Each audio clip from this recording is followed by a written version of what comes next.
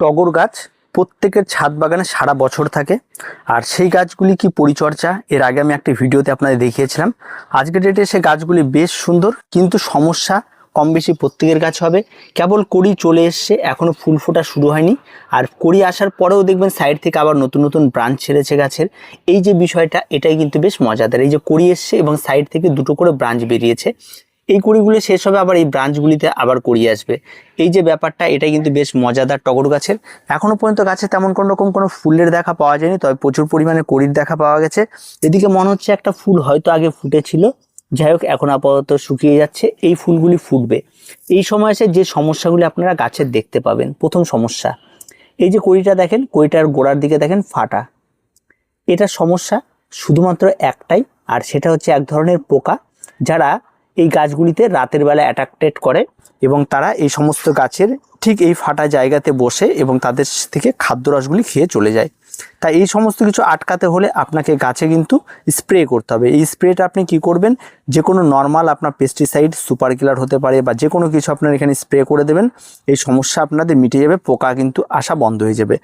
আর এটা আমার গাছে মানে হচ্ছে এই না যে আমার গাছে কেন হচ্ছে, সবার গাছে এটা হবে। এই সমস্যাটা কিন্তু কম বেশি প্রত্যেকের কাছে এটা দেখা দেবে, আর এটা হবে। আরেকটা দেখা দেবে কি, এই সময় যেহেতু তীব্র দাবদাহ চলছে, তার জন্য গাছের গোড়ায় জলের অভাব দেখা দিলেও কিন্তু কড়ি ঝরে যাবে অটোমেটিকলি। করছে যে কড়িটা ঝরে যাবে, সেই কড়িটা কিন্তু দেখবেন ওর গোড়াটি ফোলা থাকবে না, এমনি নিচে পড়ে যাবে। এই সমস্যাটি দেখবেন এই সময় দেখা যাবে টগর গাছে। আর এই সমস্যাটি যখনই দেখা দেবে, তখনই আপনি খেয়াল রাখবেন যে গাছের গোড়ায় যেন জলটা ঠিকঠাক থাকে, গাছ যেন দুপুরবেলায় ঝিমিয়ে না যায়, সেই বিষয়টা খেয়াল রাখবেন। আর ফুল সমস্ত কুড়িগুলাতেই ফুটবে, আর তার জন্য আপনাকে এই সময় গাছের গোড়ায় যদি আপনারা পারেন একটু মিক্স খাবার আপনারা দিতে পারেন, খুব অল্প পরিমাণ মিক্স খাবার। আর যে মিক্স খাবারগুলির মধ্যে অবশ্যই যারা লিকুইড খাবার প্রয়োগ করছিলেন তারা লিকুইড খাবার প্রয়োগ করুন, তাতে কোনো রকম কোনো অসুবিধা নেই। আর আমার গাছের গোড়ায় তো প্রচুর এগুলি জেট প্ল্যান্টে কিছু চারা লাগিয়েছিলাম, সেগুলি হয়ে গেছে। আর গাছের গোড়ায় কিন্তু খাবার দেওয়ার মতো তেমন কোনো জায়গাও নেই, আর তারপরেও কিন্তু মিক্স খাবার আমাকে চালিয়ে যেতে হয়। আর মিক্স খাবার তো আমি এগুলি সবসময় রেডিই রাখি, হাড় গুঁড়ো, শিংকুচি, এই সমস্ত কিছু দিয়ে। তাই একটু পরিমাণ মতো এখানে একটু তৈরি করা আছে, আর ঠিক এই পরিমাণ মানে 2 চামচের মতো হবে হয়তো, ঠিক আছে, 2 চামচের মতো এইগুলি কিন্তু গাছের গোড়াতে আপনাদের প্রয়োগ করতে হবে। আর প্রয়োগ করেই যে চুপ করে থাকতে হবে তেমনটা নয়, গাছের গোড়ার যে আগাছাগুলি রয়েছে সেগুলিকে পরিষ্কার পরিচ্ছন্ন করে দিতে হবে, গাছের জলটা ঠিকঠাক মতো দিতে হবে। এই কাজগুলি কিন্তু অবশ্যই আপনাদের করতে হবে। যদি আপনি ঠিকঠাক করে পরিষ্কার না করেন, তাহলে কিন্তু গাছের গোড়া থেকে কিন্তু আরও এই যে উপরে যে জঙ্গলগুলি রয়েছে তারা কিন্তু সেই সমস্ত খাবারগুলি খেয়ে ফেলবে এবং পরবর্তীতে গাছ কিন্তু খুব একটা ভালো গ্রো করবে না।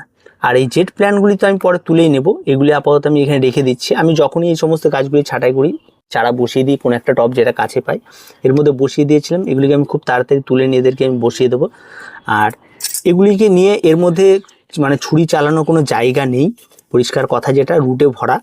আর এইগুলিকে বড় পটে দিতে হবে আগামীতে, সেটা রিপোর্ট আমি আরেকবার আপনাদের দেখিয়ে দেবো। আর এবার তো আমি রিপোর্ট করিনি, রিপোর্ট ছাড়াই একই টবের মধ্যে কিভাবে ফুল পাবেন সেটা আপনাদের দেখানো ছিল। আর একটা সমস্যা হবে যেটা, সেটা হচ্ছে ফাঙ্গালের আক্রমণ। এই সময় কিন্তু ফাঙ্গালের আক্রমণ আপনাদের কাছে ঘটতে পারে, তো ফাঙ্গাল নিয়ে একদম ভয় পাবেন না, সেটা খুব নর্মাল একটা ব্যাপার। আর এই ধরনের পাতা ঝরে যাওয়া একটা ব্যাপার থাকবে, এগুলি শুধুমাত্র পুরনো পাতা, তাই ঝরে যাবে। আর ফাঙ্গালের জন্য অ্যান্টি ফাঙ্গাল আপনারা যেটা ব্লাইটক্স, সেটা আপনারা স্প্রে করে দিতে পারেন গাছে, তাতে কোনো সমস্যা নেই, প্রত্যেকটা সমস্যাই মিটে যাবে। যদি এই সময় পাতা ঝরা বা কোনো ফাঙ্গাল আক্রমণ ঘটে থাকে, তাহলে কিন্তু সেগুলি মিটে যাবে। আর গাছ সবসময় এরকম পুরো সবুজ থাকতে হবে, তাহলে গাছ হেলদি গাছ, আর গাছে তেমন কোনো সমস্যা কিন্তু আপনি পাবেন না। আর এই গাছটিতে কিন্তু এখন কিন্তু প্রচুর পরিমাণে কড়ি আসা শুরু করেছে, আরও কড়ি আসবে, আশা করি আপনারা এগুলি বুঝবেন।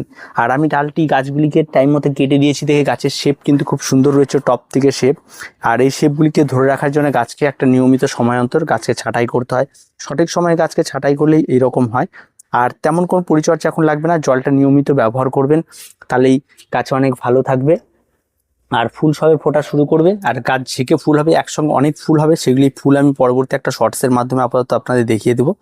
তো এই পরিচর্যাগুলি করুন। আর লিকুইড খাবার যারা ব্যবহার করছিলেন, তারা যেভাবে খাবার দিচ্ছিলেন সেইভাবেই খাবারগুলি প্রয়োগ করে যান, কোনো সমস্যা নেই। আর গাছ কম বেশি আপ ডাউন হতে পারে, কারণ ওয়েদারটা একটু চেঞ্জ হলে গাছের সমস্যা হয় এই সমস্ত গাছের। আর যেহেতু তীব্র দাবদাহ আর বৃষ্টি টিষ্টি হলেই আবার ঠিক হয়ে যাবে সব কিছু। তো এখন কিছু বলার নেই। আর যদি আরও কোনো ভাইটাল সমস্যা থেকে অবশ্যই কমেন্ট বক্সে জানাবেন, আমরা আপনাদের অ্যান্সার দিয়ে দেবো। তো আজ এ পর্যন্ত, দেখা হচ্ছে পরবর্তী ভিডিওতে। প্রত্যেকে ভালো থাকবেন, প্রত্যেকে সুস্থ থাকবেন, আর চ্যানেলটিকে অবশ্যই সাবস্ক্রাইব করে রাখবেন।